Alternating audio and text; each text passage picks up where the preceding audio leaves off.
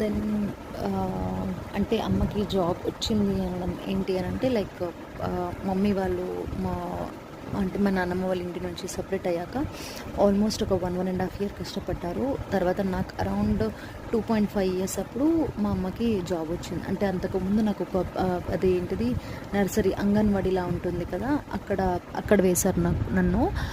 దాని తర్వాత ప్యారలల్లీ అమ్మకి జాబ్ వచ్చింది. సో మా అమ్మ అనుకుంది, సరే ఇంట్లో ఎలాగో ఎవరు చూసుకోవడానికి ఉండరు కదా, స్కూల్కి తీసుకెళ్దాము అని స్కూల్లో వదిలేయాలి అని అమ్మ డిసైడ్ అయిపోయింది.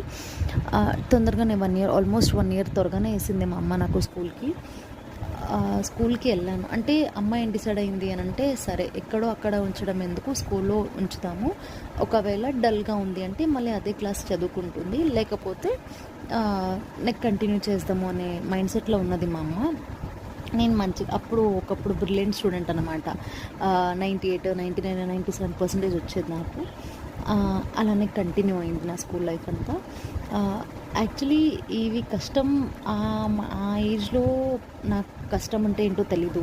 అండ్ మోరోవర్ అమ్మ నాన్న నాకు కష్టం అంటే ఏంటో తెలియకుండానే పెంచారు నన్ను.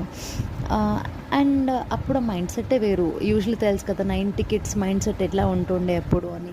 చాలా ఇన్నోసెంట్లా ఉండేవాళ్ళం మేము. If anyone reading this, if anyone listening this 90 kids, so they will relate to this.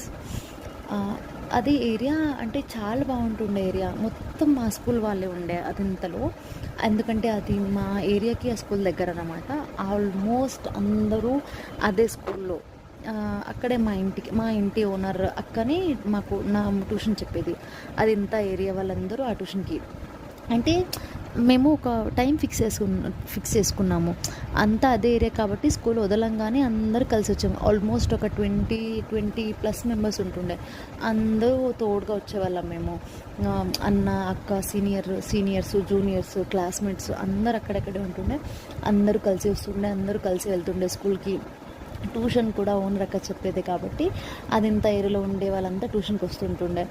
అక్క కూడా హోంవర్క్ లిమిటెడ్గా ఇచ్చేది మాకు. అంటే ఇచ్చేది కూడా, కానీ మేము ఒక టైం సెట్ చేసుకుంటుండే. సో ట్యూషన్ అయ్యాక సో అవర్లో మేము school hour complete, tuition work and school homework complete చేయాలి. అంటే ఒకటి మీటింగ్ పాయింట్ ఉండే మా కిడ్స్ అందరికీ. హోంవర్క్ అవ్వగానే అక్కడికి వెళ్ళాలి మేము ఆడుకోవడానికి. ఎంత బిజీ షెడ్యూల్ ఉన్నా కూడా మినిమం 1 అవర్ మేము ఆడుకోవాలి అక్కడ. అది మా రూల్ అన్నమాట.